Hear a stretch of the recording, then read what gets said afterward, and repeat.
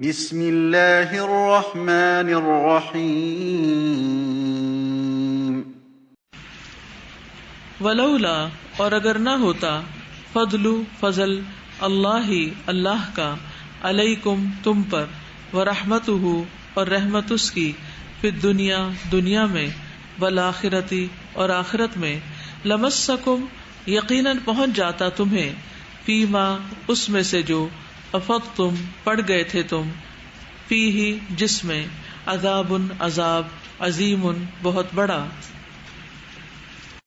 ولولا فضل اللہ علیکم ورحمتہ، اور اگر نہ ہوتا فضل اللہ کا تم پر اور اس کی رحمت، فی الدنیا والآخرہ دنیا اور آخرت میں، لمسکم البتہ چھو جاتا تم کو، لگ جاتا تم کو، فیما افضتم فیہ اس میں جو تم نے پھیلایا یا مشہور کیا یا بات منتشر کی، عذاب عظیم بڑا عذاب. جیسے پچھلی قوموں پر عذاب آئے، قوم نوح پر، عاد پر اور سمود پر، ایسی ہی آفت تم پر بھی آ سکتی تھی.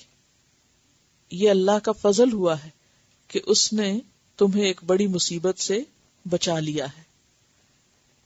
مسا کا مطلب کیا ہوتا ہے؟ چھو جانا، یعنی لگ جانا، پکڑ لینا. اور افضتم کا لفظ فا یا ضاد سے ہے، ثم افیدوا من حیث افاد الناس پیچھے پڑ چکے ہیں. فیض اور فیضان اسی سے ہے.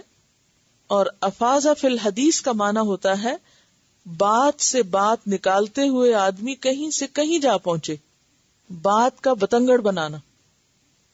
لمسکم چھو جاتا تم کو، عذاب عظیم بڑا عذاب، کس لیے؟ بوجہ تمہارے بات پھیلانے کے، بات کے بتنگڑ بنانے کے. بات بس کتنی تھی کہ وہ پیچھے رہ گئی تھی اور جو شخص آن ڈیوٹی تھا اس نے ان کو جگہ پر پہنچا دیا، بس صرف اتنی سی بات تھی. لیکن شیطان کے وسوسوں نے اس چھوٹی سی بات کو کتنا بڑا بنا دیا. اور اس سے آپ یہ بھی اندازہ لگائیں کہ بعض باتیں محض باتیں ہوتی ہیں لیکن ان کے انجام اور نتائج بہت خطرناک ہوتے ہیں.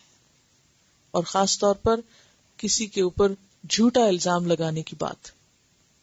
ولولا فضل اللہ علیکم ورحمتہ، اور اگر نہ ہوتا فضل اللہ کا تم پر اور اس کی رحمت، فی الدنیا والآخرہ دنیا اور آخرت میں، لمسکم فیما افضتم فیہ عذاب عظیم تو پھر تمہیں بھی عذاب عظیم پہنچتا. یہاں تم سے مراد کون ہے؟ مسلمان.